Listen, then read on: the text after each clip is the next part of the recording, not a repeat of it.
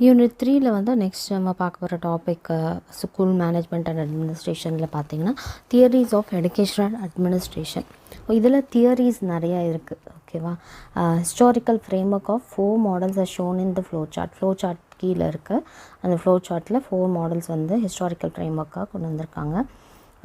Classical organization theory includes 2 different management perspectives. ஒன்று என்னன்னு பார்த்தீங்கன்னா கிளாசிக்கல் ஆர்கனைசேஷன் தியரியில் சயின்டிஃபிக் மேனேஜ்மெண்ட் இருக்குது, அட்மினிஸ்ட்ரேட்டிவ் மேனேஜ்மெண்ட் இருக்குது. அதாவது தியரிஸ் ஆஃப் எஜுகேஷனல் அட்மினிஸ்ட்ரேஷன்ற போது கிளாசிக்கல் ஆர்கனைசேஷன் தியரி, அந்த கிளாசிக்கல் ஆர்கனைசேஷன் தியரி தான் இங்கே ஸ்டார்ட் பண்ணியிருக்கேன். கிளாசிக்கல் ஆர்கனைசேஷன் தியரியில் 2 இருக்குது, சயின்டிஃபிக் அண்ட் அட்மினிஸ்ட்ரேட்டிவ் மேனேஜ்மெண்ட்டுன்னு எழுதியிருக்கேன். ஸோ அதையே இங்கே ஃப்ளோ சார்ட்டில் காமிச்சிருக்காங்க. என்னது? ஃபஸ்ட்டு வந்து கிளாசிக்கல் ஆர்கனைசேஷன் தியரி இருக்குது. ஸோ அதில் என்ன இருக்குது? 2 பார்ட் இருக்குது. ஒன்று சயின்டிஃபிக் மேனேஜ்மெண்ட், அட்மினிஸ்ட்ரேட்டிவ் மேனேஜ்மெண்ட் அப்படிங்கிறது. அடுத்தது பார்த்திங்கன்னா critical educational administration theory, human relations approach, behavioural science approach, post behavioural science approach அப்படிங்கிறது தான். ஸோ இந்த நம்ம தியரிஸில் இது எல்லாத்தையும் ஒன்று ஒன்றா நம்ம பார்க்க போகிறோம். அதில் சயின்டிஃபிக் மேனேஜ்மெண்ட் தியரி, அதாவது கிளாசிக்கல் தியரியில் நம்ம என்ன பார்க்க போகிறோம்? கிளாசிக்கல் ஆர்கனைசேஷன் தியரியில் சயின்டிஃபிக் மேனேஜ்மெண்ட் தியரி. அதில் என்ன ஃபோக்கஸ் பண்ணுறாங்கன்னா focuses on jobs of individual workers. Individual ஒர்க்கருடைய வேலைகள் என்ன அப்படிங்கிறத பார்க்குறது தான். Theory of scientific management is the brain child of, இதை யார் கண்டுபிடிச்சா அப்படின்னு பார்த்தீங்கன்னா ஃப்ரெட்ரிக் வின்ஸ்லோ டெய்லர்ன்றவங்க இதை கண்டுபிடிச்சாங்க இந்த தியரியை. இந்த தியரி வந்து இதை இன்ட்ரடக்ஷன்னு போட்டு கூட நீங்கள் எழுதிக்கலாம், இன்ட்ரோ போட்டு எழுதிக்கலாம். ஓகே. ஸோ இந்த தியரியை என்ன வலியுறுத்துது அப்படின்னு பார்த்தீங்கன்னா, this theory emphasises on management of work and workers. வேலையும் வேலை செய்கிறவர்களையும் சேர்த்து இது வந்து என்ன செய்யணுங்கிறத வலியுறுத்துது இந்த தியரி. In his view, அவருடைய வியூ படி, if a task is scientifically managed, it will increase the productivity by increasing efficiency and wages of workers. ஒரு டாஸ்க்கு நம்ம கொடுத்துருக்காங்க அப்படின்னா, இந்த வேலையை முடிச்சுருங்க, இந்த ப்ராஜெக்டை முடிங்க அப்படின்னு சொல்லும் போது, அந்த டாஸ்க் வந்து ஒரு சயின்டிஃபிக்கலாக நம்ம மேனேஜ் பண்ணோம் அப்படிங்கும்போது ப்ரொடக்டிவிட்டியும் இன்க்ரீஸ் ஆகும். அதே போல் எஃபிஷியண்ட்டாக வேலை செய்ய முடியும். அப்படி வேலை செய்யும்போது அவங்களுடைய கூலியும் அதிகமாக நமக்கு கொடுக்க முடியும் அப்படிங்கிறாங்க. Scientific management in terms of time study standards, separation of administrative and employee duties and incentive systems would correct the performance of laborers. அதே மாதிரி ஒரு இந்த டைம்குள்ளே இந்த ப்ராஜெக்டை முடிக்கணும், அது தரமாக இருக்கணும். இதெல்லாம் நம்ம சொல்லும்போது நம்ம மேனேஜ்மெண்ட்டோ அட்மினிஸ்ட்ரேஷன் என்ன பண்ணுது அப்படின்னா, அவங்களுடைய எம்ப்ளாயியோட டியூட்டிஸ் என்ன, அவங்களுக்கு இந்த டியூட்டிஸ் பண்ணால் அதான் எக்ஸ்ட்ரா டைம் வேலை பார்த்தா இன்சென்டிவ் கொடுப்பாங்க அப்படிங்கிறதெல்லாம் இருக்கு இல்லையா. அந்த சிஸ்டம்ஸ் எல்லாத்தையும் அவங்க கொண்டு வந்து ஒரு நல்ல ஒரு பர்ஃபார்மன்ஸை, கரெக்டான பர்ஃபார்மன்ஸை லேபர்ஸ்டேருந்து வாங்கலாம் அப்படிங்கிறாங்க. மெயின் ஃபீச்சர் என்ன அப்படின்னு பார்த்தீங்கன்னா, இந்த தியரியில் it finds out best method of performing each job. ஒவ்வொரு வேலை, எந்த வேலையை நம்ம கொடுத்தாலும் எந்த பெஸ்ட் மெத்தடோ அதை ஃபாலோ பண்ணி அதை வந்து செய்கிறது தான் இந்த ஒன் ஆஃப் த ஃபீச்சர்னு சொல்கிறாங்க. இட் செலக்ட்ஸ் எம்ப்ளாயீஸை செலக்ட் பண்ணுறதுலையும் இது இருக்குது. எந்த மெத்தட் யூஸ் பண்ணி, அதே சயின்டிஃபிக் செலெக்ஷன் ப்ரொசீஜரை யூஸ் பண்ணி எம்ப்ளாயீஸை ரெக்ரூட் பண்ணுறது.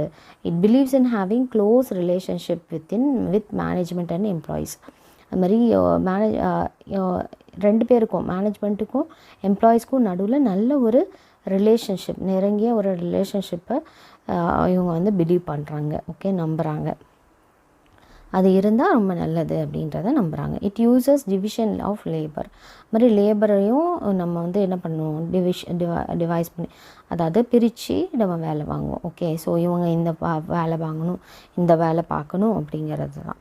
It tries to produce maximum output by fixing performance standards for each job and by having a differential piece rate system for each job for payment of wages. மாதிரி ஒவ்வொருத்தருக்கும் இவ்வளோ output வந்து நீங்கள் கொடுத்துருக்கணும். உங்களோட பர்ஃபார்மன்ஸ் எப்படி இருக்குது, ஸ்டூடெண்ட்ஸ்க்கு எப்படி சொல்கிறோம், உன்னோட பர்ஃபார்மன்ஸ் எந்த லெவலில் இருக்குது, நீ நல்ல பெஸ்ட்டை கொடுத்துருக்கியா, மேக்ஸிமம் உன்னுடைய எஃபர்ட்டை போட்டு நீ படித்து உன்னோட அவுட்புட் வந்திருக்கு. அதே மாதிரி வேலை செய்கிறதுலையும் உன்னோட தரமான நல்ல ஒரு பர்ஃபார்மன்ஸோடு நீங்கள் வேலை செஞ்சுருக்கீங்களா அப்படின்றத அவங்க பார்க்குறாங்க. அதுக்கு தகுந்த கூலியும் அவங்க தரணும் அப்படிங்கிறதையும் அவங்க சொல்கிறாங்க. இந்த இயர் 1911 டெய்லர் கேவ் 4 பிரின்சிபல்ஸ். அப்போ 1911லேயே இவர் வந்து 4 கொள்கைகளை சயின்டிஃபிக் மேனேஜ்மெண்ட் மூலயமா கொடுத்துருக்காரு. என்னென்ன அப்படின்னு பார்த்தீங்கன்னா, சயின்டிஃபிக் ஜாப் அனாலிசிஸ், ஜாபை வந்து ஃபஸ்ட்டு நீங்கள் அனலைஸ் பண்ணணும். அதே மாதிரி செலெக்ஷன் ஆஃப் பர்சனல் செலக்ட் பண்ணுறதுலேயும் நீங்கள் கேர் எடுக்கணும். மேனேஜ்மெண்ட்டோட கோஆப்ரேஷன் ரொம்ப முக்கியம். ஃபங்க்ஷனல் சூப்பர்வைசிங்கிறதும் முக்கியம். அதை பற்றி ஒன்று நம்ம பார்க்கலாம். சயின்டிஃபிக் ஜாப் அனாலிசிஸ் இது ஒரு பிரின்சிபல் இல்லையா. Job should be analyse through. எதை வச்சு நீங்கள் அனலைஸ் பண்ணுவீங்க? அப்சர்வ் பண்ணுறதுனால. ஓகே, இந்த வேலையெல்லாம் பண்ணியிருக்காங்க, இவங்க இந்த நோட்ஸ் எல்லாம் கரெக்டாக எழுதுகிறாங்க, கரெக்டாக படிக்கிறாங்க அப்படிங்கிறத அப்சர்வ் பண்ணுறது. அது மாதிரி டேட்டா என்னவோ அந்த டேட்டாஸ் எல்லாம் கேதர் பண்ணுறது, கேர்ஃபுல்லாக அதை அளவீடு செய்கிறது, அதே மாதிரி மேனேஜ் பண்ணுறது. இது such job analysis will replace the old rule of thumb method. அப்போ இந்த தம் மெத்தடுன்ற ஓல்டு ரூலை இது வந்து என்ன பண்ணிடுது, ரீப்ளேஸ் பண்ணுது இந்த ஜாப் அனாலிசிஸுங்கிறது அப்படின்னு சொல்கிறாங்க. Selection of personnel. Once the job is analyzed, the next step is to scientifically select, train, teach and produce workers. ஒரு ஜாப் வந்து செலக்ட் பண்ணிட்டீங்க அப்படின்னும் போது ஒரு ஆளை கொண்டு வந்துட்டீங்க. அந்த ஆளுக்கு என்ன கொடுக்கணும்? ட்ரைனிங் கொடுக்கணும். ட்ரைனிங் கொடுத்து அவங்கள டீச் பண்ணி அவங்கள நல்ல ஒர்க்கராக நீங்கள் வந்து உருவாக்குறது தான் உங்களோட வேலையாக இருக்குது. மேனேஜ்மெண்ட் கோஆப்ரேஷன் அப்படின்னும் போது manager should cooperate with workers. ஒர்க்கர்ஸோட மேனேஜரும் கோஆப்ரேட் பண்ணி போகிறது தானே லீடர்ஷிப்னு சொல்கிறோம் இல்லையா. ஸோ அப்படி கோஆப்ரேட் பண்ணி போகும்போது தான் ஒரு நல்ல மேனேஜ்மெண்ட் இங்கே கிடைக்கும், நல்ல வேலை, தரமான வேலையாக கிடைக்கும். So to ensure that all work being done should be in line with the principles of science, that is scientific மெத்தடோடு அது வந்து இணைஞ்சு போகணும் அப்படிங்கிறத சொல்கிறாங்க. ஃபங்க்ஷனல் சூப்பர்வைசிங் அப்படின்னா மேனேஜர்ஸ் அஷ்யூம் பிளானிங். மேனேஜர்ஸ் தான் வந்து ஒரு பிளான் பண்ணுறதா இருக்கலாம், ஒரு ஆர்கனைஸ் பண்ணுறதா இருக்கலாம், டெசிஷன் மேக்கிங் ஆக்டிவிட்டீஸ் இது எல்லாத்தையும் பர்ஃபார்ம் பண்ணுறது. ஓகே, வேறஸ் ஒர்க்கர்ஸ் பர்ஃபார்ம் தேர் ஜாப்ஸ். ஒர்க்கர்ஸ் வந்து அவங்க வேலையை மட்டும்தான் பார்க்குவாங்க. யார் பிளான் பண்ணுவா அப்படின்னு பார்த்தீங்கன்னா மேனேஜர் தான் பிளான் பண்ணுறாங்க, ஆர்கனைஸ் பண்ணுறாங்க. ஒரு முடிவு எடுக்கணும் அப்படின்னும் போது அவங்க தான் அதை எடுப்பாங்க அப்படின்னு சொல்கிறாங்க. அதுக்கு பேர் ஃபங்க்ஷனல் சூப்பர்வைசிங். ஓகே, இந்த ஃபங்க்ஷன்லாம் கரெக்டாக நடக்குதா அப்படிங்கிறத அவங்க பார்க்குறாங்க. Taylor's and more principles of scientific management. இதில் டைலர்ஸோட 2 more பிரின்சிபல்ஸ் இருக்குது. 2 பிரின்சிபல்ஸ் அதிகமாக கொடுத்துருக்காங்க என்ன சயின்டிஃபிக் மேனேஜ்மெண்ட் பற்றி. அது என்னன்னு பார்த்தீங்கன்னா பெர்ஃபார்மன்ஸ் ஸ்டாண்டர்ட்ஸ் ஒன்று, இன்னொன்று டிஃப்ரென்ஷியல் பீஸ் ரேட் சிஸ்டம் சொல்கிறாங்க. டைலர் என்ன சொல்லியிருக்காருன்னா, introduce time and motion studies to fix performance standards. Performance ஸ்டாண்டர்ட்ஸை ஃபிக்ஸ் பண்ணுறதுக்கு டைம் அண்ட் மோஷன் ரெண்டுத்துக்கும் அதை அவர் வந்து இன்ட்ரடியூஸ் பண்ணியிருக்காரு. For bringing uniformity of work. ஒரு ஒர்க் இருக்குது அப்படின்னும் போது அதில் ஒரு யூனிஃபார்மிட்டி இருக்கணும். அதாவது ஹீ ஃபிக்ஸ்ட் பர்ஃபார்மன்ஸ் ஸ்டாண்டர்ட்ஸ். எப்படி ஒரு பர்ஃபார்மன்ஸ் இருக்கணும்னா டைமு ஒரு 6 to 2னா 6 to 2 அந்த ஜாபை முடிக்கிற மாதிரி இருக்கணும். எல்லாருக்கும் அந்த ஈக்குவாலிட்டி, எல்லாருக்கும் அந்த யூனிஃபார்மாக அது நடக்கணும். அது மாதிரி காஸ்ட் வைஸாக இருக்கலாம், குவாலிட்டி வைஸ் ஒர்க்காக இருக்கணும், எதுக்கு andணும். as a result the efficiency of workers could be compared. அப்போ என்ன பண்ணலாம், ஓகே 6 to 2 o'clock வரைக்கும் இவ்வளோ ஹவர்ஸ் ஒர்க் பண்ணியிருக்காங்க. ஸோ எவ்வளோ ஹவர்ஸ் ஒர்க் பண்ணியிருக்காங்களோ அவ்வளோ ஹவர்ஸில் அவங்க எஃபிஷியண்ட்டாக ஒர்க் பண்ணியிருக்காங்களா இல்லையான்றதை கம்பேர் பண்ணிக்கலாம் ஒவ்வொரு எம்ப்ளாயிக்கும் அப்படின்னு சொல்லிட்டு டெய்லர் வந்து இந்த பிரின்சிபலை கொடுத்துருக்காரு. இன்னொரு பிரின்சிபல் என்னன்னு பார்த்தீங்கன்னா differential piece rate system. Differential piece rate system அப்படின்னும் போது standard output was first fixed. ஸ்டாண்டர்டான அவுட்புட் வந்து வெளியில் கிடைக்குதான், அது எப்படின்றத இவங்க தான் அவுட்புட் என்ன வரணுங்கிறத ஃபிக்ஸ் பண்ணுறாங்க. அடுத்தது workers did as little work as possible. கொஞ்சம் ஒர்க் மாத்திரம் அவங்க பார்த்தா அது வந்து அதாவது பாசிபிளான ஒர்க் பார்த்தா போதும் அப்படிங்கிற மாதிரி கொடுத்துருக்காரு. அடுத்தது under existing wage system and efficient worker gained nothing extra இல்லையா. இப்போ இருக்கிற ஒரு கூலி இப்போ கொடுக்குற போது அவங்க என்னதான் வேலை செஞ்சாலும் அவங்க அதிகமான வேலைகள் செய்தால் கூட அதிகமான காசு கிடைக்கிறதில்ல, இல்லை எக்ஸ்ட்ரா காசு கிடைக்கிறது இல்லை அப்படிங்கிறத அவர் சொல்லியிருக்காரு. ஸோ லோ ரேஞ்ச் ரேட் அப்போ was fixed for those workers who did not produce the standard output. ஸ்டாண்டர்டான அவுட்புட் ப்ரொடியூஸ் பண்ணாத எந்த ஒரு ஒர்க்கராக இருந்தாலும் எந்த வேலை செய்கிறவங்களா இருந்தாலும் அவங்களுக்கு என்ன பண்ணுவாங்க, ரேஞ்ச் வந்து ஃபிக்ஸ் பண்ணிடுவாங்க லோவாக அப்படின்னு சொல்கிறாங்க. ஹையர் ரேஞ்ச் வேஜ், அதாவது அதிகமான கூலி கொடுக்குறாங்கன்னா higher wage rate was fixed for those workers who produce standard output. Standard output நமக்கு இதுதான் எதிர்பார்க்குறோம், அந்த அவுட்புட் கொடுக்குறாங்க அப்படின்னும் போது அவங்களுக்கு அதிகப்படியான கூலி கொடுக்கறது, இல்லை அதுக்கும் மேலாக கூட நம்ம கொடுக்கலாம். அதுக்கும் மேலாக ஒர்க் பண்ணுறவங்களுக்கும் நம்ம என்ன பண்ணலாம், அதிகமான கூலி கொடுக்கலாம். By adapting such a system of differential wage rate, inefficient workers will try to. அப்போ வந்து இந்த மாதிரி நம்ம ஒரு வேஜ், அதாவது கூலியை நம்ம ஃபிக்ஸ் பண்ணும்போது அப்போ என்ன பண்ணுவாங்கன்னா, ஒழுங்காக வேலை செய்யாதவங்களும் அவங்களோட வேலையை நல்லா எஃபிஷியண்ட்டாக செய்கிறதுக்கு அவங்கள இம்ப்ரூவ் பண்ணிக்குவாங்க. அதுக்கு இது மோட்டிவேட் பண்ணும். அது மாதிரி இதை மெயின்டைன் பண்ணலாம், அது மாதிரி ப்ரொடக்ஷன் கெப்பாசிட்டியை நம்ம மெயின்டைன் பண்ணவும் முடியும் அப்படின்னு சொல்லி இந்த தியரியில் டெய்லர் வந்து 2 பிரின்சிபல்ஸை கூடுதலாக கொடுத்துருக்காரு. அடுத்தது பார்த்திங்கன்னா அட்மினிஸ்ட்ரேட்டிவ் மேனேஜ்மெண்ட் தியரி அப்படின்றத பார்க்குறோம். அட்மினிஸ்ட்ரேட்டிவ் மேனேஜ்மெண்ட் தியரிங்கிறது எதை ஃபோக்கஸ் பண்ணுதுன்னா, அட்மினிஸ்ட்ரேஷன் ஆஃப் என்டையர் ஆர்கனைசேஷன், நம்மளுடைய ஆர்கனைசேஷனில் இருக்கிற ஒட்டுமொத்த ஆளுமையும் பார்க்குது, அட்மினிஸ்ட்ரேஷனையும் பார்க்குறது தான் இந்த தியரி அப்படின்னு சொல்கிறாங்க. This theory is related to the issues of structure and management of organization. ஒரு ஸ்ட்ரக்சரோட இஷ்யூஸ் எதாவது இருக்குது அப்படிங்கும் போது அதை பற்றி இந்த தியரியில் சொல்கிறாங்க. அதே மாதிரி ஒரு ஆர்கனைசேஷன்னா அதில் இருக்கிற மேனேஜ்மெண்ட்டோட இஷ்யூஸ் பற்றியும் இவங்க சொல்கிறாங்க. இதில் யார் யார் இருக்கா பார்த்தீங்கன்னா, ஆத்தர்ஸ் நிறைய பேர் இருக்காங்க.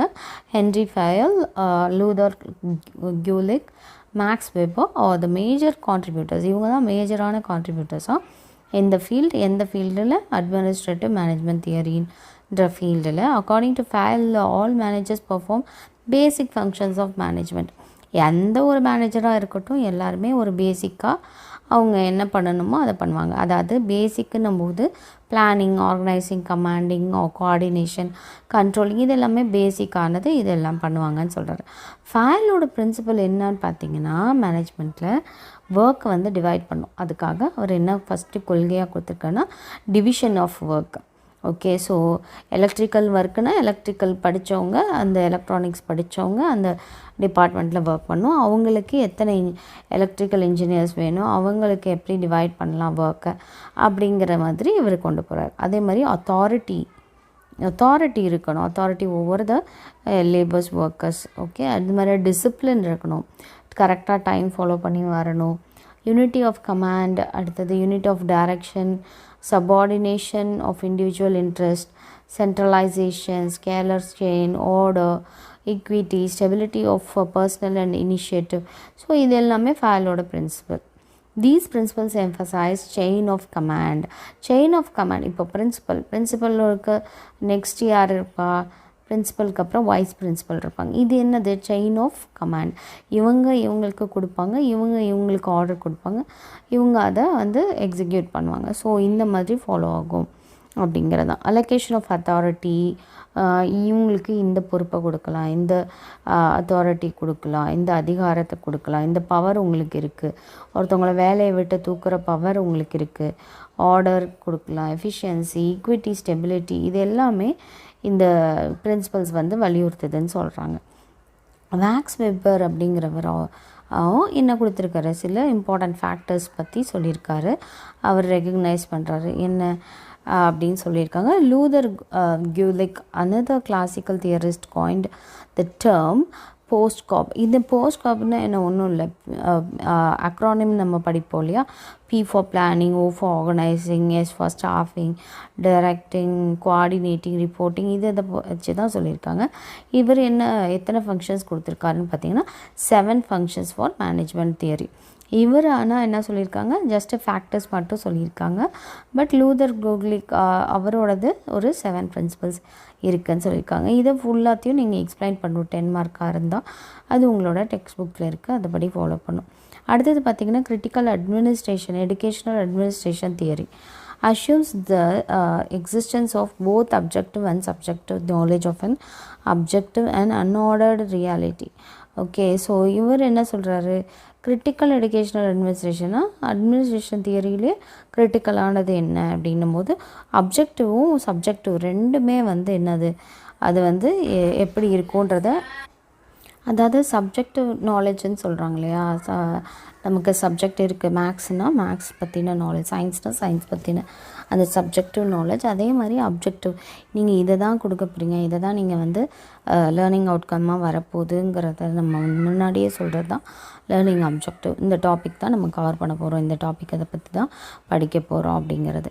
ஸோ இது ரெண்டுத்தையுமே இருக்கா அப்படிங்கிறத அஷ்யூம் பண்ணிக்கணும். அதே மாதிரி ஆஃப் அன் அப்ஜெக்டிவ் இல்லைனா unordered reality. Okay, so order reality இருக்குது, அன்ஆர்டர் ரியாலிட்டி இருக்குது. இப்போ ரியாலிட்டி அப்படிங்கும் போது என்ன சொல்கிறாங்க, அது கான்ஸ்டண்ட்டாக என்ன ஆகிட்டே தான் இருக்கும், சேஞ்ச் ஆகிட்டே தான் இருக்கும். நம்ம ட்ரெஸ்ஸிங்காக இருக்கட்டும், நம்மளோட கல்ச்சராக இருக்கட்டும், ஒவ்வொரு நாளும் அது கான்ஸ்டண்ட்டாக சேஞ்ச் ஆகிட்டு தான் இருக்குது. ஸோ அது மாதிரி சொல்கிறாங்க.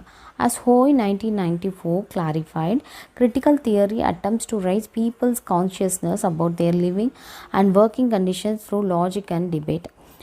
1994லேயே ஹோயின்றவர் என்ன பண்ணுறாருன்னா, இந்த கிரிட்டிக்கல் தியரிங்கிறது எதனால் வந்தது அப்படின்றத கிளாரிஃபிகேஷன் கொடுக்குறாரு. என்ன அப்படின்னு பார்த்திங்கன்னா, மக்கள் மத்தியில் நம்ம வந்து என்ன பண்ணுறோம், கவனத்தை இருக்கிறோம். என்னன்னா எப்படி நீங்கள் வாழ்கிறீங்க அப்படிங்கிறத பற்றியும், ஒர்க்கிங் கண்டிஷன் என்ன அப்படிங்கிறத ஒரு லாஜிக்கான ஒரு டிபேட் மூலியமாக அவர் சொல்கிறாரு அப்படிங்கிறத மாதிரி சொல்கிறாரு. பட் இந்த process it relies on the generation and analysis of ideologies.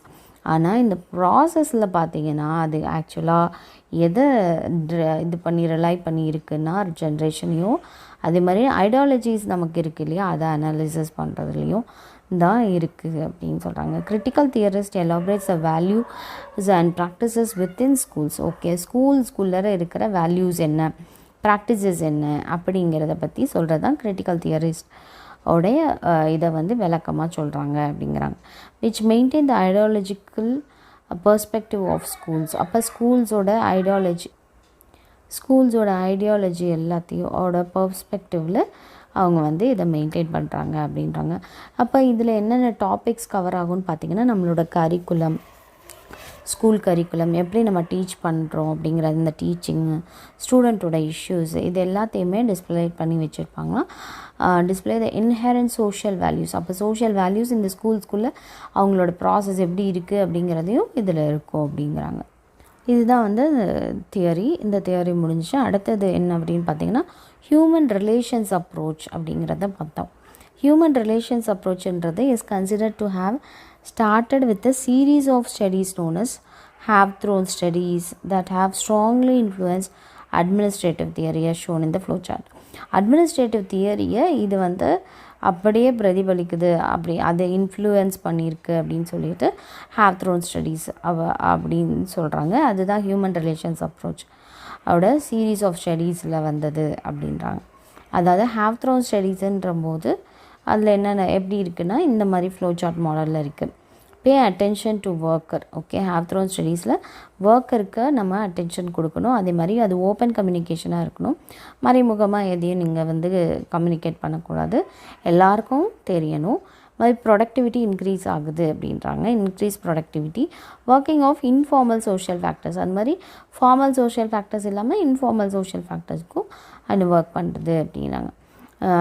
Mayo and his associates were not the only contributors to the human relations approach. Okay, so இவங்க ரெண்டு பேரும் மாத்திரம் இல்லை, மாயோவும் அவங்களோட அசோசியேட்ஸ் மாத்திரம் இல்லை, அவங்கள சார்ந்தவங்க மாத்திரம் இல்லை, இந்த ஹியூமன் ரிலேஷன்ஸ் அப்ரோச்சஸில் இன்னும் நிறைய பேர் இருக்காங்க அப்படின்றாங்க. அதில் வந்து court eleven emphasized field theory and his research was known as group dynamics. His associates concluded that democratic groups in which members actively participate in decisions எடுக்கணும் அப்படின்னும் போது அதில் ஆக்டிவாக பார்ட்டிசிபேட் பண்ணுவாங்களாம். அவங்க வந்து ஒரு டெமோக்ராட்டிக் ஜனநாயக ஒரு கூட்டமாக இருந்திருக்காங்க. இதை யார் கொடுத்துருக்காங்கன்னா கோர்ட் லெவன் அப்படின்றவங்க இதை வந்து குரூப் டைனமிக்ஸ் அப்படின்ற ஒரு ரிசர்ச் ஃபீல்டு தியரி அப்படின்னு சொல்கிறாங்க. in which members வந்து ஆக்டிவ்லி பார்ட்டிசிபேட் இன் டெசிஷன். ஒரு டெசிஷன் எடுக்கணும்னா அவங்க வந்து ஆக்டிவாக அதில் பார்ட்டிசிபேட் பண்ணுவாங்க. அதே மாதிரி அது ரொம்ப ப்ரொடக்டிவாகவும் இருக்கும். In terms of both human சாட்டிஸ்ஃபேக்ஷனாக இருக்கலாம், இல்லை அச்சீவ்மெண்ட் கம்பேர்ட் டு அத்தாரிட்டேரியன் குரூப்போட அதை கம்பேர் பண்ணும்போது அப்படி இருந்தாலும் அது வந்து நல்ல இதில் ஹியூமன் சாட்டிஸ்ஃபேக்ஷன்ஸு அச்சீவ்மெண்ட்டு இதில் வச்சு கம்பேர் பண்ணுறாங்க அப்படின்னு சொல்கிறாங்க. அடுத்தது ஜேக்கப் மொரினோ அப்படிங்கிறவங்க டெவலப்பர் சோஷியோமெட்ரிக் டெக்னிக். இவங்க வந்து சோஷியோமெட்ரிக் டெக்னிக்ன்றதை வந்து டெவலப் பண்ணாங்களாம். இதில் என்ன பண்ணியிருக்காங்கன்னா, people have selective affinities for other people. Okay, ஒரு செலக்டிவான அஃபினிட்டிஸ் வந்து இருக்கும் எல்லா மற்ற மக்களுக்கு அவங்க கொடுக்கறது அப்படின்றாங்க. அதாவது groups composed of individuals with similar affinities. அதாவது ஒரு குரூப் ஆஃப் பீப்புள்ஸ்க்கு சாரீ கட்டுறது ரொம்ப பிடிக்கும். அந்த குரூப் எல்லாருமே ஒன்றா சேர்ந்துப்பாங்க. சிமிலாரிட்டிஸ் இருக்கிறது தான் அது. ஓகேவா, ஒரு பர்டிகுலர் கல்ச்சரோ இல்லை வந்து ஒரு பர்டிகுலர் பேருக்கு வந்து மார்னிங் வாக்கிங் போவாங்க, ஒரு பர்டிகுலர் குரூப் வந்து ஈவினிங் வாக்கிங் போவாங்க. ஸோ அந்த மாதிரி கூட இதில் இருக்குது. For one another will likely perform better than groups lacking such affective preferences. ஒரு குரூப் இன்னொரு குரூப்போட பெட்டராக பண்ணலாம், ஒரு குரூப் இன்னொரு குரூப்போட கம்மியாக பண்ணலாம், அவங்களோட பர்ஃபார்மன்ஸ் வந்து லேக் ஆகலாம். அப்போ அதுக்கு பேர் அஃபெக்டிவ் ப்ரிஃபரன்சஸ் அப்படின்னு சொல்கிறாங்க. இந்த similar way the HR approach, human resource relationships approach made relationships between employees and supervisor. இது மாதிரி சிமிலர் அந்த இதை வச்சு என்ன சொல்கிறாங்க, எம்ப்ளாயீஸ்க்கும் சூப்பர்வைசருக்கும் உள்ள ரிலேஷன்ஷிப்ஸ் இங்கே சொல்கிறாங்க.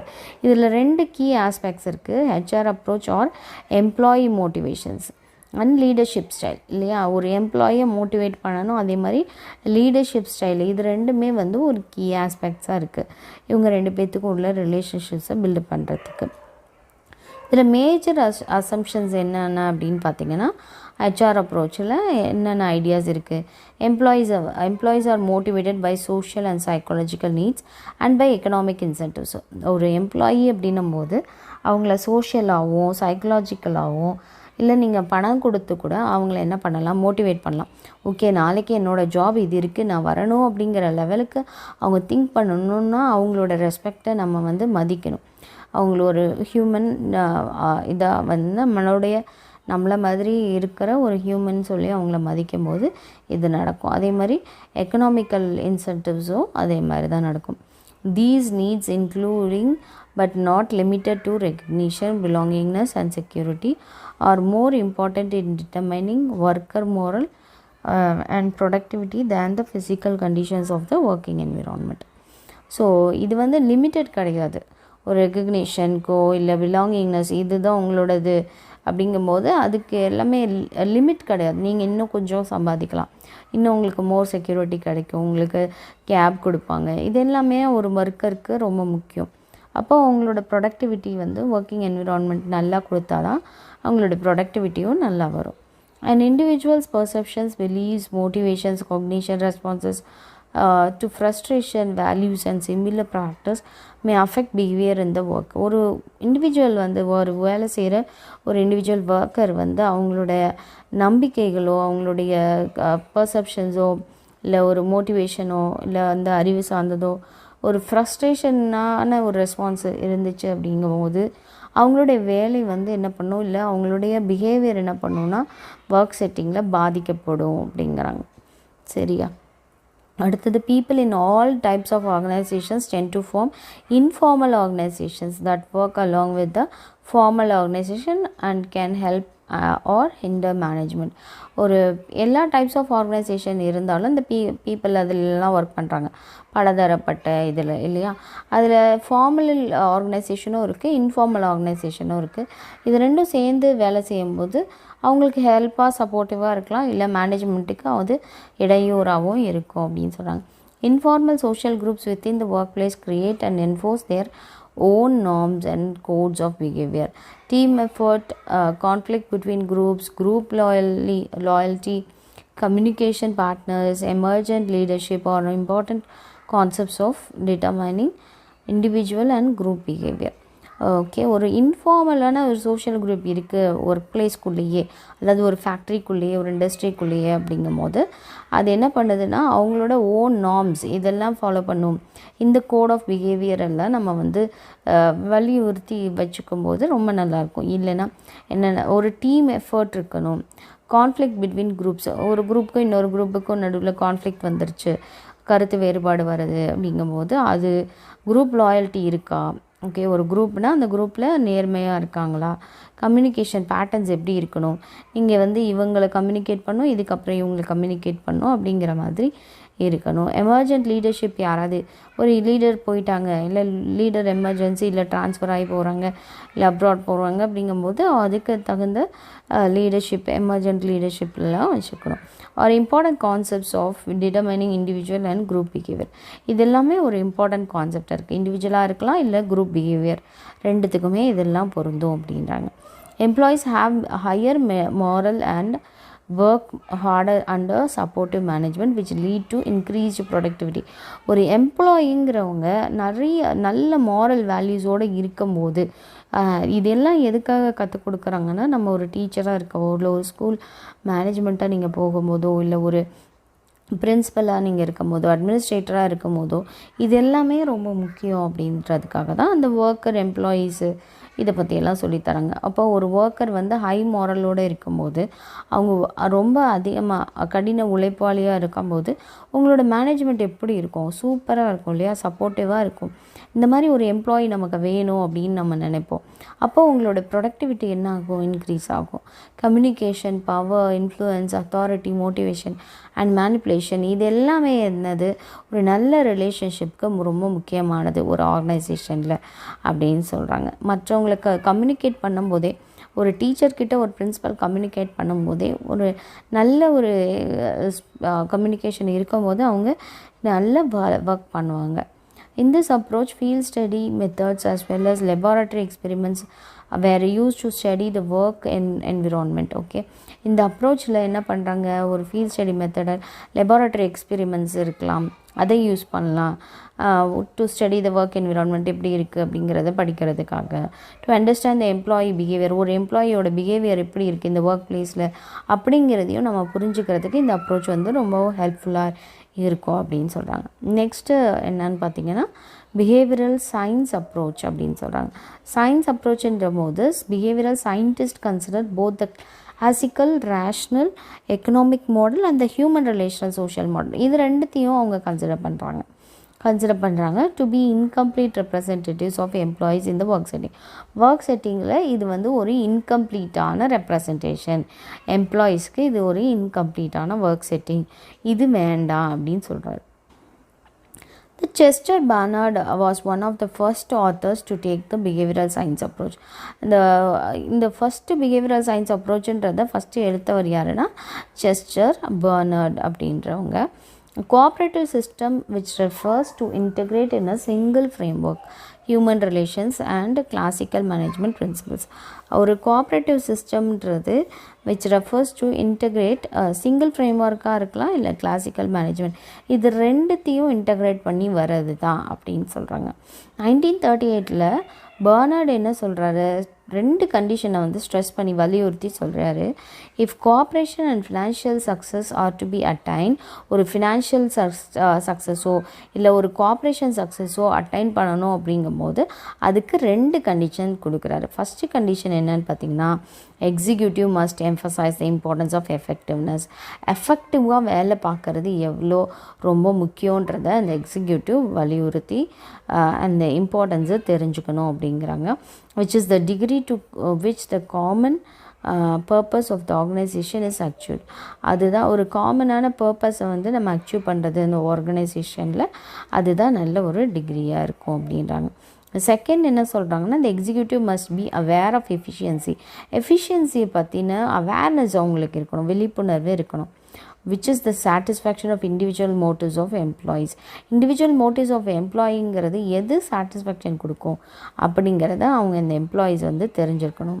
in his view, அவருடைய வியூ படி என்ன சொல்கிறாங்கன்னா, ஒரு ஆர்கனைசேஷன்றது ஆப்ரேட் பண்ணுறதுக்கோ சர்வை பண்ணுறதுக்கோ எது ரொம்ப முக்கியம் அப்படின்னு பார்த்தீங்கன்னா, ரெண்டுமே முக்கியம். எது, ஒரு ஆர்கனைசேஷனோட கோலும் ஒரு இண்டிவிஜுவலோட ஒர்க்கிங்கும் ரொம்ப முக்கியம். ரெண்டுமே வந்து சரிசமமாக நடக்கணும் அப்படின்னு சொல்கிறாங்க. Are to be kept in equilibrium. It means managers must have both human as well as technical skills. Human ஸ்கில்ஸும் இருக்கணும், டெக்னிக்கல் ஸ்கில்ஸும் இருக்கணும் ஒரு மேனேஜராக இருக்கிற தகுதி இருக்கிறவங்களுக்கு. That are required for goal achievement. இதுதான் வந்து நம்மளுடைய கோல் அச்சீவ்மெண்ட்டுக்கு தேவை அப்படின்னு சொல்கிறார். 1970 ஆப்ரஹாம் மாஸ்லோ என்ன சொல்கிறாரு, அவர் ஒரு psychologist, advanced a theory of human motivation that was later adopted by many managers. இவர் கொடுத்த ஆப்ரஹாம் மாஸ்லோ கொடுத்த தியரி தான் எல்லாருமே நிறைய மேனேஜர்ஸ் வந்து எடுத்துக்கிட்டாங்க அப்படின்னு சொல்கிறாங்க. Theory of Maslow was based on motivation and he consider 3 view points. மாஸ்லோவோட தியரியை மோட்டிவேஷன் தியரி நம்ம ஏற்கனவே பார்த்துருக்கோம் ஃபஸ்ட்டு செமஸ்டரில். அந்த மோட்டிவேஷன் தியரியை வச்சு தான் இங்கே சொல்கிறாங்க. அந்த மோட்டிவேஷன் தியரியில் 3 வியூ பாயிண்ட்ஸ் என்ன இருக்குது அப்படின்னு பார்த்திங்கன்னா, ஹியூமன் பீயிங்ஸ் ஹாவ் நீட்ஸ். ஹியூமன்றவங்க ஒரு மனிதன்ற போது அவர்களுக்கு தேவைகள்ன்றது ரொம்ப இருக்கிறது இல்லையா. பேசிக் நீட்ஸ்ன்னு சொல்லி நம்ம படிச்சிருக்கோம். That are never completely satisfied. அது என்றைக்குமே சாட்டிஸ்ஃபையே ஆகாது. கையளவு மனசு, ஆனால் உலக அளவு ஆசைன்னு சொல்லுவாங்க ஒரு முன்னாடி ஒரு இதிலலாம். அது மாதிரி இருக்குது சீரியல்ஸில். Human action is aimed at fulfilling the needs that are unsatisfied. Human ஆக்ஷன்றது எதை எய்ம் பண்ணியிருக்கோம், ஒரு நீடை வந்து ஃபுல்ஃபில் பண்ணணும்னு சொல்லுவோம். ஆனாலும் அது அன்சாட்டிஸ்ஃபைடாகவே இருக்கும். ஓகே இது முடிஞ்சிருச்சு, ஓகே திருப்தியாக இருக்குது, சாட்டிஸ்ஃபை ஓகே அப்படின்னு சொல்லி இருக்காது எப்பொழுதுமே. ஸோ அதை எய்ம் பண்ணி இருக்கணும் அப்படின்னா. These needs can be classified in a hierarchy from the lowest to the highest. Maslow என்ன பண்ணார், கீழேருந்து மேலே வரைக்கும் போனார். முதல்ல அடிப்படை தேவை என்ன அப்படின்னு போவார் இல்லையா. அந்த ஃபஸ்ட்டு செமஸ்டரில் படித்தா அதே தியரி தான், அதே இதை தான் இங்கே கொடுத்துருப்பாங்க. In this respect Maslow identified 5 sets of human needs. அவ்வளோதான். இந்த 5 sets of human needs நம்ம ஏற்கனவே பார்த்துருக்கோம். ஃபஸ்ட்டு ஒரு மனிதனுக்கு ஃபிசியாலஜிக்கல் தேவை. ஃபிசியாலஜிக்கல்னால் அவனுக்கு ட்ரெஸ்ஸு தேவை, இருக்கிற இடம் தேவை, ஷெல்டர் அதெல்லாம் ஒன்று. அப்புறம் அவனுக்கு ஒரு பாதுகாப்பு, சேஃப்டி தேவை. அடுத்தது சேஃப்டி இதெல்லாம் முடிஞ்சிருச்சுன்னா அவனுக்கு சோஷியல் இது தேவை. அடுத்தது எஸ்டீம் தேவை. அடுத்தது செல்ஃப் ஆக்சுவலைசேஷன். இது எல்லாத்தையும் நீங்கள் வரிசையாக வந்து லோவர் டு ஹையர் அவர் வந்து கொண்டு போவார். தன்னிலையை அடைந்துட்டான் மனிதன் அப்படின்னு சொல்லுவாங்க, அது மாதிரி கொண்டு போவார். அதுதான் மாஸ்லோவோட தியரி. இது நீங்கள் வந்து அப்படியே நீங்கள் பாயிண்ட்ஸாகவும் எழுதலாம். Theory of X and theory of Y of McGregor, அதாவது மெக்ரிகார்னு சொல்லுவாங்க in educational administration. But McGregor brought a new perspective to management. இவர் என்ன பண்ணிட்டாருன்னா ஒரு புது பெர்ஸ்பெக்டிவை கொண்டு வந்திருக்காரு. அதாவது என்ன சொல்கிறாருன்னா, challenge managers should think of subordinates பற்றி, நமக்கு கீழே வேலை பார்க்குறவங்கள பற்றி மேனேஜர்ஸ்ன்றவங்க திங்க் பண்ணணும். அது ஒரு சேலஞ்சான டாஸ்க் தான். ஆஸ் ரெஸ்பான்சிபிள், கேப்பபிள் அண்ட் க்ரியேட்டிவாக இருக்கணும். He developed 2 theories. அவர் 2 தியரி டெவலப் பண்ணார். இன்னும் ஒன்று என்னென்னா X theory, Y theory. Okay, so some X some ஒய்ன்னு வச்சுக்கோங்க. இதோட பிக்சர் நீங்கள் வரையணும். எக்ஸ் தியரி மேனேஜ்மெண்ட்டுன்னும் போது எக்ஸுன்றவங்க அத்தாரிட்டேரியன், அவங்க ரெப்ரெசிவ் ஸ்டைலில் இருப்பாங்க. Tight control, no development, producers limited depressed culture. அதாவது இங்கே மேனேஜர்ன்ற போது பாஸ் மாதிரி ஆக்ட் பண்ணாங்க. நம்ம பாஸ் மாதிரி பார்த்தோம் இல்லையா. ஸோ அது மாதிரி எக்ஸுன்றவர் யாரோ ஒருத்தர், அவர் வந்து ஒரு அத்தாரிட்டேரியன்னா அதிகாரத்தில் இருக்கார். அவருக்கு கீழே இருக்கிறவங்களெல்லாம் டைட்டாக கண்ட்ரோல் பண்ணி வச்சுருக்காரு. அதில் நோ டெவலப்மெண்ட், வளர்ச்சியே இல்லை. ப்ரொடியூசர்ஸ் லிமிட்டட், கொஞ்சமாக தான் ப்ரொடியூஸ் பண்ணுறாரு. அவர் வந்து ஒரு டிப்ரெஸ்டு கல்ச்சரில் இருக்கார். இது வந்து யாருக்கு கொடுக்குறான்னா ஸ்டாஃபுக்கு. இப்போ ஒய்ன்னு இருக்காங்க, தியரி ஒய். இங்கே வந்து யார் இருக்கா பார்த்தீங்கன்னா ஸ்டாஃப் வராங்க. Theory Y liberating and development and continuous improvement achieved by enabling, empowering and giving responsibility. இந்த ஒய் லிபரேட்டிங்ன்ற போது அப்போ லிபரலாக இருக்காங்க, ஓகேவா, ரொம்ப ஸ்ட்ரிக்டாக இல்லை. அப்போ அவங்க இருக்கும்போது அங்கே உங்களுக்கே ஒரு டீச் பண்ணுறீங்க அப்படிங்கும்போது உங்களை ஃப்ரீயாக டீச் பண்ண விடும்போது நீங்கள் எப்படி இருப்பீங்க, லிபரலாக நல்லா ஃப்ரீயாக உங்களுக்கு எவ்வளோ நல்லா எஃபர்ட் கொடுத்து நம்ம செய்ய முடியுமோ அவ்வளோ எஃபர்ட் கொடுத்து செய்வீங்க. ஸோ அந்த மாதிரி இருக்கும்போது என்ன பண்ணுவாங்க, டெவலப்மெண்ட் இருக்கும், அதில் கண்டினியூஸாக இம்ப்ரூவ்மெண்ட் இருக்கும், வளர்ச்சி இருக்கும். அதை வந்து அச்சீவ் பண்ண முடியும் அவங்களால. அதே மாதிரி ரெஸ்பான்சிபிலிட்டி இது எல்லாமே நம்ம கொடுக்க முடியும். அதே எம்பவரிங், அதை வளர்ச்சிக்குரியதாக இருக்குது. இதுக்கு கீழே தான் மேனேஜ்மெண்ட் இருக்காங்க. அப்படிங்கும்போது ஸ்டாஃபை முதல்ல கொண்டு வந்து மேனேஜ்மெண்ட் கீழே போகும்போது இது லீடர்ஷிப் குவாலிட்டி மாதிரி வச்சு நீங்கள் படிச்சுக்கலாம். அடுத்தது managers under theory X tends to autocratic நம்ம படிச்சிருக்கோம் இல்லையா. ஸோ ஆட்டோக்ராட்டிக்காக இருக்குது, அது கண்ட்ரோல் ஓரியன்டாக இருக்குது, டிஸ்ட்ரஸ்ஃபுல்லாக இருக்குது. ஸோ அப்போ அங்கே என்ன இருக்குல்ல, அப்போ அத்தாரிட்டேரியன், அப்போ அவங்க சொல்கிறத பாசி மாதிரி இருக்கும், அவங்க சொல்கிறத நம்ம கேட்கணும். On the other hand, theory Y managers view subordinates optimistically as individuals who want to take challenges in their working environments. அந்த தியரி அந்த Y மேனேஜர்ஸ்ன்றவங்க என்ன பண்ணுறாங்க, அவங்க சபார்டினேட்ஸ் கீழே வேலை பார்க்குற அவங்களோட எம்ப்ளாயீஸை ஒவ்வொருத்தரையும் இண்டிவிஜுவல்ஸாக எடுத்துக்கிட்டு அவங்க எல்லாத்தையுமே ஒர்க்கிங் என்விரான்மெண்ட்டில் நல்ல சேலஞ்சஸை எடுத்து செயல்பட விடுறாங்க. அவங்க ஆப்டிமிஸ்டிக்காக இருக்காங்க, ப்ரிஃபர் செல்ஃப் கண்ட்ரோல், அவங்க செல்ஃப் கண்ட்ரோல்டாக இருந்துக்கணும் அப்படிங்கிறத அவர் ப்ரிஃபர் பண்ண சொல்கிறாங்க. அதே மாதிரி ரெஸ்பான்சிபிள் இண்டிபெண்டன்ட் ஜட்ஜ்மெண்ட் அவங்களுக்கு இருக்கணும், அதுக்கு கேப்பபிளாக அவங்க இருக்கணும் அப்படின்றது தான். அடுத்த தியரி எக்ஸ் அசம்ஷன்ஸ்ன்னும் போது த average human being has inherent dislike இல்லையா. ஒரு ஆவரேஜான ஒரு ஹியூமன் பீயிங் இருக்காங்க அப்படிங்கும்போது அவங்களுக்குன்னு பிடிக்காதுன்றது இருக்கும் இல்லையா வேலையில். And will avoid if it is possible. பிடிக்காது அப்படிங்கும்போது அவங்க அந்த பிடிக்காதுன்றது எல்லாருக்கும் இருக்குது. அப்போ என்னது பாசிபிளாக இருக்கிறது பிடிக்காதது எல்லாத்தையும் அவங்க அவாய்ட் பண்ண பார்ப்பாங்க, அவாய்ட் பண்ணிடுவாங்க.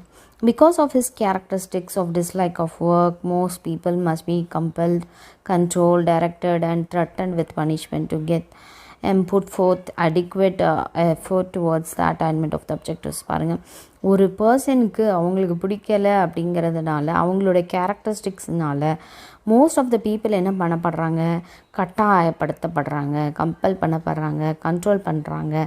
இப்படி தான் நீ செய்யணும் அப்படின்றத டைரக்ட் பண்ணுறாங்க. இல்லைன்னா உங்களை பயமுறுத்துறாங்க, பனிஷ்மெண்ட் கொடுப்பேன், உங்கள் சம்பளத்தை பிடிப்பேன், நீங்கள் வேலைக்கே நாளையிலேருந்து வர முடியாது, இப்படிங்கிற மாதிரி இருக்கிற இதனால அவங்களுக்கு ரொம்ப அப்ஜெக்டிவ்ஸை அட்டைன் பண்ணுறதுல எஃபர்ட் எடுக்கிறது ரொம்ப இதாக இருக்குது அப்படின்னு சொல்கிறாங்க. அடுத்தது the average human being prefers to be directed, wishes to avoid responsibility. பொறுப்புன்றதை எடுக்கிறதுக்கு எல்லாருமே பயப்படுவாங்க, அப்போ அதை அவாய்ட் பண்ணுறதுக்கு அவங்க பார்ப்பாங்க. சும்மா டைரக்ட் பண்ணுங்க அப்படிங்கிறத அவங்க கேட்பாங்க. Has relatively little ambition and wants security above all. அவங்களுக்கு ஒரு ஆம்பிஷன்றது கம்மியாக தான் இருக்கும், அதே மாதிரி எல்லாத்துக்கும் மேலே அவங்களுக்கு செக்யூரிட்டிங்கிறது ரொம்ப முக்கியம். வேலை போயிடக்கூடாது அப்படின்றத நினைப்பாங்க அப்படின்னு சொல்கிறாங்க. தியரி ஒய்யோட அசம்ஷன்ஸ் என்ன அப்படின்னு பார்த்தீங்கன்னா, average human being does not have dislike for ஒர்க்குக்கு அவங்களுக்கு பிடிக்காது அப்படிங்கிறது இருக்காது ஆவரேஜாக. People will exercise self direction. Okay, நான் இன்றைக்கி போகணும், இதை செய்யணும், இந்த டாபிக்ஸை கவர் பண்ணணும், இதெல்லாம் முடிக்கணும் அப்படிங்கிற செல்ஃப் டைரக்ஷன் அவங்களுக்குள்ளே இருக்கும். அதை அவங்க ப்ராக்டிஸ் பண்ண வச்சுருப்பாங்க. அதே மாதிரி செல்ஃப் கண்ட்ரோல் அவங்களுக்குள்ளே இருக்கும். pursuit of objectives to which they are committed. Okay, so எதில் அவங்க கமிட்டடாக இருக்காங்களோ அதில் அவங்க ஒர்க் பண்ணுவாங்க. Commitment to objectives is a function of the reward associated with their environment achievement. Okay, ஒரு அப்ஜெக்டிவ்ஸ் இருக்குது அப்படின்னும் போது அதில் அவங்க கமிட்டடாக இருப்பாங்க.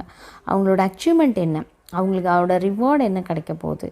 இப்போ இன்றைக்கி கிளாஸ் எடுத்து முடித்தோன்னா அதில் என்ன நமக்கு ரிவார்டு இருக்குது அப்படிங்கும்போது ஒரு மனசு சந்தோஷமாக இருக்கும். அந்த குழந்தைங்களுக்கு புரியும் போது அதே மாதிரி தான் இதுவும். Average human being learns under proper conditions. Okay, ஆவரேஜான ஹியூமன் பீயிங்ஸ் எல்லாருமே ப்ராப்பரான கண்டிஷன்ஸில் அவங்க லேர்ன் பண்ணிப்பாங்க. Not only to accept but to seek responsibility. அவங்க அங்கே என்ன சொன்னாங்க, அவங்க ரெஸ்பான்சிபிலிட்டியை தகர்த்துடுவாங்க, வேண்டான்னு நினைப்பாங்க. செக்யூரிட்டி தான் ரொம்ப முக்கியம். இங்கே என்ன பண்ணுவாங்க, ரெஸ்பான்சிபிலிட்டி எனக்கு இந்த பொறுப்பை கொடுங்கன்னு அவங்களே வாங்கி செய்வாங்களாம். the capacity to exercise high degree of imagination, அது மாதிரி ingenuity, அது மாதிரி creativity in the solution of organizational problems is widely not narrowly distributed in population. அதே மாதிரி ஒரு இமேஜினேஷனாக இருக்கலாம். உங்களோட க்ரியேட்டிவிட்டியை நீங்கள் வந்து கொடுங்க. நீங்கள் எப்படி வந்து ஒரு சொல்யூஷனை கண்டுபிடிக்க போகிறீங்க ஒரு ப்ராப்ளமில் அப்படிங்கும்போது பலதரப்பட்ட பல்வேறு இதில் அவங்க வந்து எடுத்துக்குவாங்க. அந்த அளவுக்கு அவங்களுக்கு வந்து கெப்பாசிட்டி இருக்கும். அது வந்து நேரோவாக இருக்காது. ஓகே இவங்க இருக்காங்க, இவங்களுக்கு போகட்டும், இவங்க மட்டும்தான் செய்யணும் அப்படிங்கிறது இருக்காது. எல்லாருடைய கருத்துக்களையும் எல்லாருடைய இமேஜினேஷனையும் க்ரியேட்டிவிட்டியும் இதில் கேட்பாங்க அப்படின்றாங்க. இதில் ரெண்டுத்துக்கும் டிஃப்ரென்சஸ் கொடுத்துருக்காங்க. இந்த ஒர்க்கர் வந்து லேசியாக இருப்பாங்களா எக்ஸ் தியரிங்கும் போது, ஏன்னா யாரோ ஒருத்தர் சொல்கிறாரு அதை நம்ம செய்யணும் அப்படிங்கும்போது அவங்களுக்கு பிடிக்காமையும் இருக்கும் அப்படின்றாங்க. இங்கே வந்து லேசியாக இருக்க மாட்டாங்க நேச்சராகவே அப்படின்னு. ஏன்னா but the treatment in organisation maths them so, அவங்களுக்கு வந்து ஆர்கனைசேஷனே நல்ல ஒரு எந்துவான என்விரான்மெண்ட்டை கொடுக்கறதுனால அவங்க ரொம்ப சந்தோஷமாக வேலை பார்ப்பாங்க, சுறுசுறுப்பாகவும் வேலை பார்ப்பாங்கன்னு சொல்கிறாங்க. இங்கே வந்து ஆம்பிஷியஸ் இருக்காது, அன்ஆம்பிஷியஸாக இருக்கும். ரெஸ்பான்சிபிலிட்டியை இவங்க வேணான்னு சொல்லிடுவாங்க. இவங்க வந்து ஆம்பிஷியஸாக இருப்பாங்க, ரெஸ்பான்சிபிலிட்டி வேணும்னு சொல்லுவாங்க. they are not bother about organizational objectives. Organisation எப்படி இருந்தால் போனால் என்ன அப்படின்னு சொல்லி இருப்பாங்களாம். இவங்களோட அப்ஜெக்டிவ்ஸுன்றது இவங்களுக்கு முக்கியம் கிடையாது. They should be directed. Okay இவங்க பாஸ் என்ன சொல்கிறாங்களோ அதை அப்படியே செய்யணும், அது மட்டும்தான் இவங்களுக்கு தெரியும். ஆனால் இவங்க என்ன பண்ணுவாங்கன்னா they will exercise self control, self direction. Okay நான் இதை செய்யணும், இதை முடிக்கணும், என் கம்பெனி இப்படி உயர்வும் அப்படின்றத இவங்க நினைப்பாங்களாம். அது மாதிரி டைரக்ஷன்றது அவங்களுக்கு தேவைப்படாது அப்படின்னு சொல்கிறாங்க. அடுத்தது பார்த்திங்கன்னா 6th one post behavioural science era. Post behavioural science எரான்றது இந்த வியூ ஆஃப் மர்ஃபி 2002 கொண்டு வந்தது. 3 இன்டர் ரிலேட்டட் கான்செப்ட்ஸ் இதில் இருக்குது. ஒன்று பார்த்திங்கன்னா ஸ்கூலோட இம்ப்ரூவ்மெண்ட், இன்னொன்று டெமோக்ராட்டிக் கம்யூனிட்டி, இன்னொன்று சோஷியல் ஜஸ்டிஸ். இது எல்லாத்தையும் சேர்ந்தது தான் வந்து போஸ்ட் பிஹேவியரல் சயின்ஸ் எரா அப்படின்றாங்க. Preparation and practice of school administrators. Okay so இவங்க இதில் வந்து ஸ்கூல் இம்ப்ரூவ்மெண்ட்டுன்றது வருது. Accountability of school improvement is a central theme of state policy. State பாலிசியோடைய சென்ட்ரல் தீம் என்னன்னு பார்த்தீங்க, அதுக்குரிய அக்கௌண்டபிலிட்டியை வந்து ஸ்கூலோட இம்ப்ரூவ்மெண்ட்டு. அப்போது the no child left behind. எந்த ஒரு குழந்தையாக இருந்தாலும் அவங்கள நம்ம வந்து பின்தங்கி கொண்டு போகக்கூடாது. Act of 2001 sets demanding accountability standards for ஸ்கூல்ஸோட தரத்துக்கு நம்ம தான் கணக்கு கொடுக்கணும், அக்கௌண்டபிள் நம்ம தான். ஸ்கூல் டிஸ்ட்ரிக்ஸாக இருக்கலாம், ஸ்டேட்ஸாக இருக்கலாம், including new state testing requirements design to improve education. ஒரு ஸ்டேட் டெசிஷன் எடுக்கிறாங்க கூட அது எடுகேஷனை இம்ப்ரூவ் பண்ணுறதுக்காக டிசைன் பண்ணியிருக்கணும். அது வந்து ரொம்ப முக்கியம் அப்படின்னு சொல்லியிருக்காங்க. இது school district and administration and teachers who work in it or accountable. School district மாத்திரம் இல்லை, அட்மினிஸ்ட்ரேட்டராக இருக்கலாம், டீச்சர்ஸாக இருக்கலாம், அவங்க எல்லாருமே வந்து கணக்கு கொடுக்கணும். எதுக்காக? ஸ்டூடெண்ட்ஸோட லேர்னிங்காக. Encouraging collective learning. கலெக்டிவ் லேர்னிங்கை நம்ம வந்து என்கரேஜ் பண்ணணும். Should be a collective mission of school and school. இது எல்லாருமே சேர்ந்து கலெக்டிவாக தான் சொல்லணும். ஸ்கூலாக இருக்கலாம், ஸ்கூலோட டிஸ்ட்ரிக்டாக இருக்கலாம், இவங்க எல்லாருமே சேர்ந்து அதுக்கு வந்து என்னது லேர்னிங்க்கு ரொம்ப அவங்க தான் வந்து ரெஸ்பான்சிபிள், அவங்க தான் என்கரேஜ் பண்ணணும். It means it should not be one man show. இது ஒன் மேன் ஷோவாக இருக்கக்கூடாது. ஓகேவா? ஒன் மேன் வந்து எல்லாத்தையும் வந்து செஞ்சுக்கிட்டே இருப்பாங்க, மித்தவங்க எல்லாரும் அப்படியே உட்காந்துட்டே இருப்பாங்க. அதுதான் வந்து டீச்சர் சென்டர் டீச்சிங். ஸோ அந்த மாதிரி இருக்கக்கூடாது, இது ஸ்டூடெண்ட் சென்டர் டீச்சிங்காக இருக்கணும் அப்படிங்கிறத தான் இங்கே சொல்கிறாங்க. இப்போ ஒரு டீச்சர் இருக்காங்க, முன்னாடி காலத்துலலாம் அதுதான் நடக்கும். ஒரு டீச்சர் இருக்காங்கன்னா அந்த டீச்சர் போய் ஒரு ஒன் மேன் ஷோ நடத்திட்டு வந்துடுவாங்க. ஸ்டூடெண்ட்ஸ் எல்லாம் அப்படியே பேசிவ் லிசனர்ஸாக அப்படியே உட்காந்துருப்பாங்க. அந்த மாதிரி இருக்கக்கூடாது அப்படின்றாங்க. Aligning with state standards. ஸ்டேட்டோடைய மாநிலத்தினுடைய ஸ்டாண்டர்ட்ஸோட அலைன் ஆகி இருக்கணும். Test conducted by state should be in alignment with their standards. ஒரு ஸ்கூலு ஒரு நாளைக்கு டெஸ்ட் எடுப்பாங்க, இன்னொரு ஸ்கூல் இன்னொரு ஆனுவல் எக்ஸாம் இன்னொரு டேட்டில் வைப்பாங்க. அப்படி இருக்கக்கூடாது. ஒரு மாநிலத்தில் என்றைக்கு லீவு என்றைக்கு எக்ஸாமு அப்படின்னு சொல்கிறாங்களோ அதன்படி இங்கே நடக்கணும் அப்படின்றாங்க. அடுத்தது ப்ரொவைடிங் சப்போர்ட்டை வந்து நீங்கள் ப்ரொவைட் பண்ணும் to help all students to achieve high. எல்லா குழந்தைங்களும் எல்லாருமே நிறைய மார்க் வாங்கணுங்கிறது தான் நம்மளுடைய எய்மாக இருக்கணும். அப்போ அதுக்கு நம்ம வந்து ஹெல்ப் பண்ணணும்.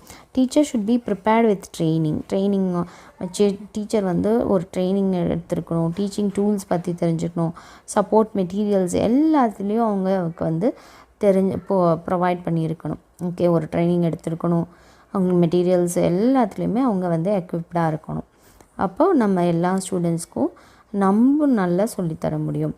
Democratic community based on the open flow of ideas that enables people to be as fully informed as possible. See, ஒரு டெமோக்ராட்டிக் கண்ட்ரினா எல்லாருக்கும் எல்லா உரிமையும் இருக்குது. அப்போ அவங்களோட எல்லாருடைய ஐடியாஸையும் நம்ம வந்து எல்லா மக்களுடைய ஐடியாஸையும் நம்ம வந்து ஃபுல்லி இன்ஃபார்ம் பண்ணிவிட்டு நம்மளை கொண்டு போகணும் அப்படின்னு சொல்கிறாங்க. It involves use of critical ரிஃப்ளெக்ஷனாக இருக்கலாம், அனாலிசிஸ் டு எவாலுவேட் ஐடியாஸ். ஒரு ஐடியாஸ்க்கு நீங்கள் கொடுக்குறீங்க, ஒரு கிரிட்டிக்கலாக ஒரு ரிஃப்ளெக்ஷன் கொடுக்குறாங்க, ஒரு திருப்பி அவங்கள்ட்டேருந்து வருது அப்படின்னும்போது அதை எப்படி நம்ம வந்து ப்ராப்ளம்ஸை சால்வ் பண்ணுறது, ஒரு ப்ராப்ளம்ஸோ ஒரு பாலிசிஸோ ஒரு ஐடியாஸோ அதை எப்படி எவாலுவேட் பண்ணும்போது எல்லாருக்கிட்டையும் நீங்கள் வந்து டெசிஷன் கேட்கலாம். It places responsibility on individuals to participate in open enquiry, collective choices and actions in the interest of common good. எல்லாருக்கும் பொதுவான ஒரு நல்ல ஒரு முடிவை எடுக்கணும். ஓகேவா? அப்போ எல்லாருக்கிட்டையும் இருந்தும் நம்ம வந்து சாய்ஸஸை கேட்டுக்கணும், ஆக்ஷன்ஸ் அதுக்கு தகுந்த மாதிரி எல்லாரோட இன்ட்ரெஸ்ட்டும் கூட காமன் குட், எல்லாருக்கும் பொதுவான நன்மைக்கு ஏதுவான ஒரு முடிவை நம்ம எடுக்கணும் அப்படிங்கிறது தான் இங்கே சொல்கிறாங்க. சோஷியல் ஜஸ்டிஸ்ன்னும் போது even every citizen is treated equally. எல்லா ஒவ்வொரு குடிமகனும், இந்திய குடிமகனாக இருக்கிற எல்லாருக்கும் எல்லாத்துலேயும் உரிமை உண்டு. அப்போ எல்லாருக்கும் சமமான உரிமை உண்டு. அது சோஷியலாக இருக்கலாம், எக்கனாமிக்காக இருக்கலாம், பொலிட்டிக்கலாக இருக்கலாம், எஜுகேஷனல் ஏரியாஸாக, excellence and equity are related to social justice. So இது எல்லாமே ஒரு சோஷியல் ஜஸ்டிஸை வலியுறுத்துகிற ஒன்று. Putting in a nutshell, okay, ஒரு சுருக்கமாக என்ன சொல்கிறாங்க அப்படின்னா, classical rational model evolved around the ideas of scientific and administrative management. ஒரு சயின்டிஃபிக் மேனேஜ்மெண்ட் ரெண்டுத்தையும் சேர்த்து சொல்கிறாங்க. The human relations social model includes experimentation and analysis of the social psychological aspects in people in the workplace and study of group behaviour. ஒரு group பிஹேவியரை இது வலியுறுத்துது. அதே அங்கே இருக்கிறத ஒவ்வொரு தியரியும் என்னென்ன மாதிரி கொடுக்குது அப்படிங்கிறத நட்ஷெல்லாம் கொடுத்துருக்காங்க. இதை வந்து நீங்கள் கன்க்ளூஷனில் எழுதிக்கலாம். இது ஏற்கனவே சொன்னதுனால ஜஸ்ட்டு நீங்கள் பார்த்தா மட்டும் போதும்.